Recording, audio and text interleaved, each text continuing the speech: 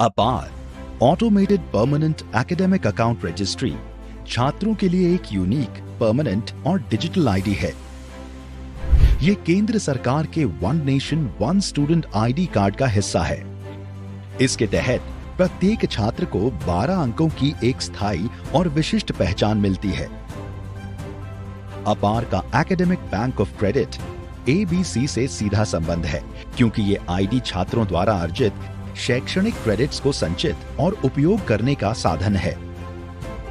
अपार सिर्फ एक पहचान नहीं है, बल्कि छात्रों की शैक्षणिक उपलब्धियों का विस्तृत रिकॉर्ड है, जिसे वो कठिन मेहनत से अर्जित करते हैं।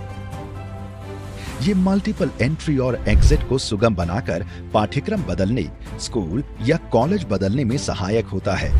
अपार छात्रों की प्रगति को ट्रैक करता है, उनके कौशल का विश्लेषण कर उन क्षेत्रों की पहचान करता है जहां अपस्किलिंग की आवश्यकता हो। इसके माध्यम से छात्र अपने लिए इंडिविजुअल स्टडी प्लान भी बना सकते हैं। अपार आईडी का उपयोग शिक्षण संस्थानों में प्रवेश, छात्रवृत्ति, क्रेडिट संचय, क्रेडिट स्थानांतरण, इंटर्नशिप, डिजिटल प्रमाण पत्र, रोजगार के लिए आवेदन और प्रमाण पत्र सत्यापन के लिए किया जा सकता है। ये आईडी डिजी लॉकर के साथ भी लिंक है, जिससे छात्र अपने सभी शैक्षणिक दस्तावेज डिजिटल रूप से सुरक्षित रख सकते हैं। अपार के माध्यम से छात्र बिना किसी चिंता के अपनी शैक्षणिक यात्रा का आनंद उठा सकते हैं, क्योंकि ये उनके सभी महत्वपूर्ण दस्तावेजों को सुरक्षित रखने में मदद करता है। इस आईडी को प्राप्त करना भी आसान है। छात्र अपने स्कूल की सहायता द्वारा UDI-SE+ पोर्टल के माध्यम से इसे बना सकते हैं। अपार देश भर के छात्रों के लिए एक गेम चेंजर की तरह है। आज इसकी अडैप्टेबिलिटी इतनी है कि देश भर में करोड़ों छात्रों की अपार आईडी बन चुकी है। आइए अपार के साथ शिक्षा के क्षेत्र में अपनी डिजिटल पहचान को सशक्त बनाएं और शैक्षणिक यात्रा में नया अध्याय जोड़ें।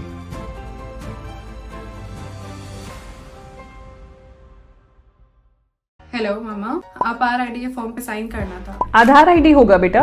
नहीं, APAAR ID. So if you are also wondering what is APAAR ID, let me tell you. So APAAR ID एक यूनिक आईडी है जो स्कूल स्टूडेंट्स को दिया जाएगा इंडिया में। तो इसको कहा गया है one nation one student ID card. इसके बेनिफिट्स के बारे में बात करते हैं। पहला, ये लाइफ लॉन्ग आइडेंटिफिकेशन है बच्चों की, जिसमें सारे रिकॉर्ड्स बच्चों के एकेडमिक से रिलेटेड, को करिकुलर एक्टिविटीज से रिलेटेड, जितने भी उनके एजुकेशन के रिकॉर्ड्स हैं सारे एक जगह पे स्टोर होंगे। दूसरा, इजीली आप ट्रैक कर सकते हैं अपनी जो भी आप रिपोर्ट्स निकालना चाहें। फॉर एग्जांपल रिपोर्ट कार्ड है, हेल्थ कार्ड है, को करिकुलर एक्टिविटीज का कुछ स्टेटस है, सो दैट एक ही जगह पे डिजिटली एक्सेस कर सकते हैं आप सारा डेटा। तीसरा, ट्रांसफर प्रोसेस भी इजी हो जाएगा। अगर आप एक स्कूल से दूसरे स्कूल में शिफ्ट हो रहे हैं तो वहां पे क्योंकि सारा डेटा एक ही जगह पे अवेलेबल है, तो transfer process will also be easy through अपार। आप पूछेंगे कि स्टूडेंट का ये आईडी कार्ड, अपार आईडी कार्ड मिल कैसे सकता है? तो ये स्कूल इशू करता है स्टूडेंट आईडी, अपार आईडी, और उसके लिए पेरेंट्स का कंसेंट मांगा जाता है, जैसे कि गुरबानी मुझसे मांग रही थी। तो आई एम श्योर आपके बच्चे भी कंसेंट फॉर्म लेकर आए होंगे, वो भरी और अपार आईडी।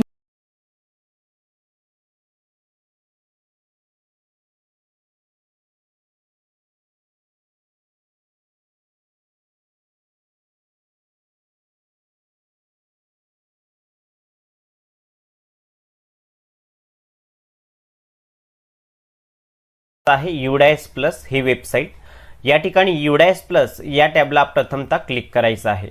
यानंतर या ठिकाणी उजव्या कोपऱ्यात log in for all modules या टॅबवर क्लिक करून स्टुडंट मॉड्यूलमध्ये या ठिकाणी आपलं महाराष्ट्र राज्य सिलेक्ट करा आणि त्यानंतर गो या टॅबवर क्लिक करा। बघा, UDIS+ या प्रणालीमधून विद्यार्थ्यांचे अपार आईडी कसे तयार करावे ही माहिती आपण या ठिकाणी पाहत आहोत। स्टुडंट मॉड्यूलला लॉग इन करून घ्यायचा आहे आपला आईडी आणि पासवर्ड एंटर करून। त्या ठिकाणी खाली दिलेला हा जो कॅप्चा आहे हा या ठिकाणी एंटर करायचा आणि त्याखाली लॉग इन या टॅबवर क्लिक करणार आहोत। विद्यार्थ्यांचा अपार आईडी तयार करायचा आहे। अपार यातील APAAR अपार म्हणजेच काय, तर त्याचा फुल फॉर्म या ठिकाणी पाहूया। APAAR, A for automated, P for permanent, A for academic, A for account, R for registry, म्हणजेच automated permanent academic account registry हा अपार आईडी आपल्याला या ठिकाणी तयार करायचा आहे। प्रथमतः शैक्षणिक वर्ष 2024-25 या टॅबवर क्लिक करून आलेल्या पॉपअप विंडोला या ठिकाणी क्लोज करायचं आहे। या ठिकाणी सगळ्यात महत्त्वाची बाब म्हणजे विद्यार्थ्यांचा अपार ID हा तयार करण्यासाठी डाव्या साईडला असलेला हा जो अपार मॉड्यूल हा टॅब या ठिकाणी आपल्याला उपलब्ध करून देण्यात आलेला आहे. मात्र विद्यार्थ्यांचं आपल्याला जनरल प्रोफाईल, एनरोलमेंट प्रोफाईल आणि फॅसिलिटी प्रोफाईल ह्या तीनही टॅब अपडेट असणं आवश्यक आहे. म्हणजेच आपण या ठिकाणी जर पाहिलं त्या विद्यार्थ्याच्या समोर त्याचा जो फॉर्म स्टेटस आहे GP, EP आणि FP हे कंप्लीट असणं आवश्यक आहे. आणि दुसरं म्हणजे त्या विद्यार्थ्याचं आधार व्हॅलिडेशन हे कंप्लीट असणं आवश्यक आहे. यासाठी लिस्ट ऑफ ऑल स्टुडंटमध्ये जेव्हा आपण ॲक्टिव्ह स्टुडंटवर क्लिक करतो तेव्हा याप्रमाणे विद्यार्थ्यांच्या समोर हे जे आधार स्टेटस आहे हे कंप्लीट असणं आवश्यक आहे. याचाच अर्थ आधार व्हेरिफिकेशन होणं हे अत्यंत महत्त्वाचं आहे. या दोन गोष्टी पूर्ण असतील तरच आपण या ठिकाणी अपार मॉड्यूलमध्ये विद्यार्थ्यांचं अपार ID तयार करू शकतो. म्हणजे प्रथमतः विद्यार्थ्यांचे आधार व्हेरिफिकेशन आणि विद्यार्थ्यांचं GP, EP आणि FP हे अपडेट करून घ्या आणि त्यानंतर अपार मॉड्यूलमध्ये ID हा जनरेट करा. चला तर आता अपार मॉड्यूलमध्ये आपण जाऊन प्रत्यक्ष ID कसा तयार करावा हे पाहूया. अपार मॉड्यूल म्हणून हा एक टॅब देण्यात आलेला आहे, यावर आपण क्लिक करूया. त्यानंतर आपल्यासमोर या ठिकाणी क्लास सिलेक्ट करण्यासाठी हा टॅब दिला जातो. आपल्या शाळेमध्ये ज्या काही इयत्ता आहेत या प्रत्येक इयत्ता या ठिकाणी दिसते. जसं की मी एक इयत्ता निवडली, त्यानंतर आपल्या वर्गामधला विद्यार्थ्यांचा ID तयार करण्यासाठी तुकडी विचारली जाते. ज्या तुकडीमधील विद्यार्थ्यांची ID तयार करायची आहे त्याला आपल्याला सिलेक्ट करायचं आहे आणि यानंतर गो या टॅबवर आपण क्लिक करणार आहोत. सध्या तरी बघू शकतो आपण टोटल एनरोलमेंट जे आहेत या वर्गातली संख्या किती आहे ते या ठिकाणी दाखवते. त्यानंतर या वर्गामध्ये आपण किती विद्यार्थ्यांचे ID जनरेट केलेले आहेत ती संख्या या ठिकाणी दाखवते आणि टोटल पेंडिंग किती आहेत ही दाखवते. जसं आपण पूर्ण विद्यार्थ्यांचं केलं तर टोटल जनरेटेड ID अपार ID जनरेट झालेले विद्यार्थी संख्या इथे येईल आणि पूर्ण विद्यार्थी संख्या झाल्यानंतर इथे आकडा हा 0 दिसणार आहे. असो, यानंतर ID हा कसा जनरेट करावा, या ठिकाणी कोणकोणती माहिती दिलेली आहे हे आपण या ठिकाणी पाहू शकतो. प्रथमतः बघा, या ठिकाणी बेसिक डिटेल्समध्ये विद्यार्थ्याचं नाव, त्याची जन्मतारीख, मोबाईल नंबर या सगळ्या गोष्टी या ठिकाणी दिल्या आहेत. त्यानंतर त्याची इयत्ता तुकडी दिलेली आहे, त्याचा पेन नंबर दिलेला आहे आणि प्रोफाईल स्टेटसमध्ये आपण या ठिकाणी बघू शकतो इनकम्प्लीट म्हणून शेअर आहे. म्हणजे आपण त्या विद्यार्थ्याचा IDच अजून जनरेट केलेला नाही म्हणून हा शेरा इनकम्प्लीट आहे. जेव्हा अपार ID हा जनरेट होईल तेव्हा त्याचं स्टेटस हे कंप्लीट येईल आणि अपार ID या ठिकाणी नॉट अवेलेबल आहे या ठिकाणी या विद्यार्थ्याचा अपार ID आपल्याला दिसणार आहे. आता या ठिकाणी बघा, या सर्व विद्यार्थ्यांचं जनरल प्रोफाईल, FP, EP या अशा पद्धतीने हे टॅब इनकम्प्लीट आहे म्हणजे अपडेट नाही. म्हणून या ठिकाणी जनरेट हा टॅब बघा ॲक्टिव्ह झालेला नाही. अपार ID जनरेशन डिसेबल दाखवते आपल्याला, कारण या ज्या काही सूचना आहेत या आपण वाचायच्या आहेत, त्यानंतरच या ठिकाणी त्याचा जनरेट करण्यासाठीचा हा टॅब ॲक्टिव्ह होणार आहे. आता आधी सांगितल्याप्रमाणे त्या विद्यार्थ्यांचा या तिन्ही गोष्टी आधार व्हेरिफिकेशन झालं नाही म्हणून हे ॲक्टिव्ह झालेलं नाही. फॉर एक्झाम्पल म्हणून ज्या विद्यार्थ्याचं सगळं पूर्ण आहे अशा विद्यार्थ्याचं मी या ठिकाणी आता अपार ID हा जनरेट करून दाखवतो. आता या विद्यार्थ्याच्या नावासमोर बघितलं तर इथे जनरेट म्हणून हा टॅब ॲक्टिव्ह झालेला दिसतो, कारण या विद्यार्थ्याचं या तीनही गोष्टी त्याचप्रमाणे आधार व्हॅलिडेशन हे पूर्ण आहे म्हणून या ठिकाणी जनरेट म्हणून ऑप्शन आलेला आहे.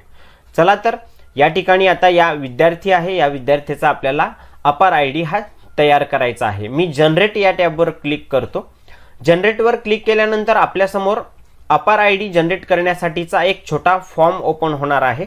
सुरुवातीला आपण बघू शकतो त्याची बेसिक इन्फॉर्मेशन ही देण्यात आलेली आहे. आपण या प्लसवर क्लिक केलं तर या ठिकाणी त्या विद्यार्थ्याची अधिकची माहिती आपल्याला या ठिकाणी दिसते. पुन्हा मायनसवर क्लिक केलं तर जी काही माहिती आहे ही मिनिमाइज होताना दिसते. म्हणजेच विद्यार्थ्याचं नाव, डेट ऑफ बर्थ, त्याचप्रमाणे त्यांच्या वडिलांचं नाव, मोबाईल नंबर, आईचं नाव या गोष्टी या ठिकाणी आपल्याला डिटेल्समध्ये दिसतात. आता आधार नंबर, नेम ॲज पर आधार या दोन्ही गोष्टी आपल्या पोर्टलच्या आणि आपल्या रेकॉर्डच्या त्या आधार कार्डवरील या मॅच होणं अत्यंत महत्त्वाचं आहे. जर नसेल तर या ठिकाणी आपण या टॅबमध्ये हा जो स्क्वेअर आहे यामध्ये चेकमार्क करून या ठिकाणी त्या विद्यार्थ्याचा आधार नंबर आणि विद्यार्थ्याच्या आधार कार्डवरील नाव या ठिकाणी पुन्हा एंटर करून आपण रिसबमिट करू शकतो. तरच आपलं या ठिकाणी अपार आय डी हा सहज जनरेट होण्यास मदत होणार आहे. आता फॉर्म कोणता आहे तो पाहूया. या ठिकाणी आपण बघू शकतो consent by father mother legal guardian of student for अपार आय डी जनरेशन. लक्षात घ्या, प्रथमतः शाळेतल्या मुख्याध्यापकांनी पॅरेंट टीचर मीटिंग घेऊन हा ऑफलाईन स्वरूपात फॉर्म भरून घ्यायचा आहे. एक कागदपत्र आपल्याला आवश्यक लागणार आहे. चला तर आता फॉर्म कशा पद्धतीने भरायचा ही माहिती पाहूया. ही बेसिक डिटेल्स आहे. या ठिकाणी आपल्याला कोणताही बदल करायचा नाही. फक्त काही चेंजेस असले तरच या ठिकाणी आपण do you want to change Aadhaar details या बॉक्समध्ये क्लिक करून आपण या ठिकाणी चेंज करायचं आहे. जर बरोबर असेल तर यामध्ये देखील आपण कुठेही फेरफार किंवा काहीही बदल करायचा नाही.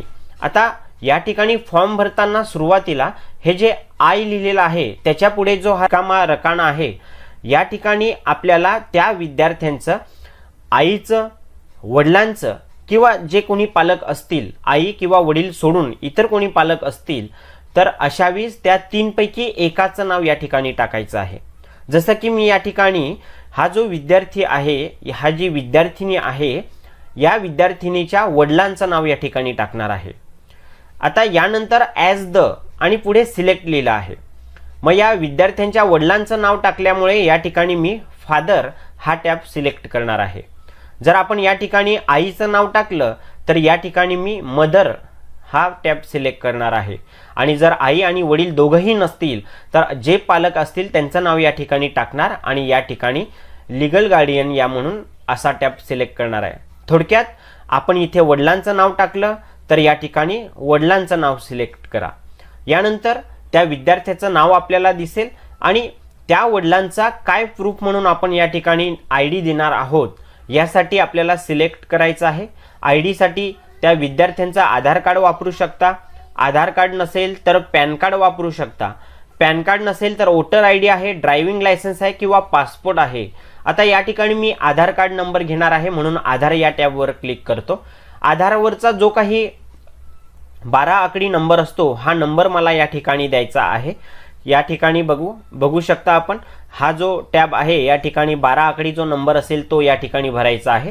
म्हणजेच या ठिकाणी प्रथमतः वडिलांचं नाव, या ठिकाणी वडील असल्यामुळे फादर सिलेक्ट केलं. त्यांचं जे काही डॉक्युमेंट आपण प्रूफ म्हणून देणार आहे ते या ठिकाणी आपण सिलेक्ट करणार आहोत आणि त्याच्यावरचा जो काही नंबर असतो हा नंबर आपण या ठिकाणी एंटर करणार आहोत.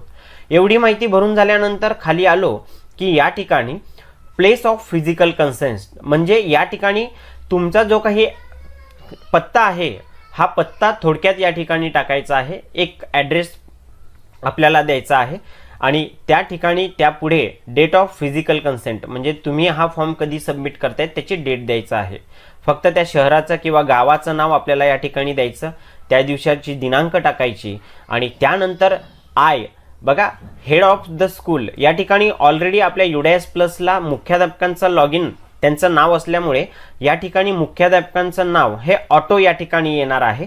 त्यानंतर त्या ठिकाणी पुढे विद्यार्थ्यांचं नाव येणार आहे आणि या ठिकाणी पालकांची सहमती आपल्याला आहे की विद्यार्थ्याचं अपार आय डी जनरेट करण्यासाठी त्यांनी सहमती दिलेली आहे आणि हाच अपार आय डीचं लिंकिंग हे त्या विद्यार्थ्याच्या डिजी लॉकरला देखील असणार आहे. अशी सहमती मिळाल्यानंतर आपण सगळ्यात खाली सबमिट हा जो टॅब दिसतो या टॅबवर आपल्याला क्लिक करायचं आहे. पुन्हा आपल्या समोर are you sure you want to generate APAAR I D with consent by father आणि वडिलांचं या ठिकाणी पुन्हा एकदा कन्फर्मेशन घेतलं जाते आणि आपण त्यानंतर पुन्हा कन्फर्म या टॅबवर आपण क्लिक करणार आहोत. यापुढे प्रोसेसिंग रिक्वेस्ट आणि सगळ्यात महत्त्वाचं म्हणजे अपार आय डी जनरेटेड सक्सेसफुली अशा पद्धतीने एक शेवटचा टॅब आपल्या समोर येईल. आता या ठिकाणी हे जे काही विद्यार्थी आहे या विद्यार्थ्याचा हा अपार आय डी या ठिकाणी तयार झालेला आहे. हा अपार आय डी आपण जर पाहिला तर हा अपार आय डी 12 अंकी या ठिकाणी तयार झालेला आहे आणि पुन्हा त्यानंतर बॅक या टॅबवर आपण जर क्लिक केलं आणि तो जो विद्यार्थी आहे त्या विद्यार्थ्याच्या नावासमोर आलो तर पुन्हा त्या ठिकाणी बघा स्टेटस या ठिकाणी जनरेटेड म्हणून आलेला आहे.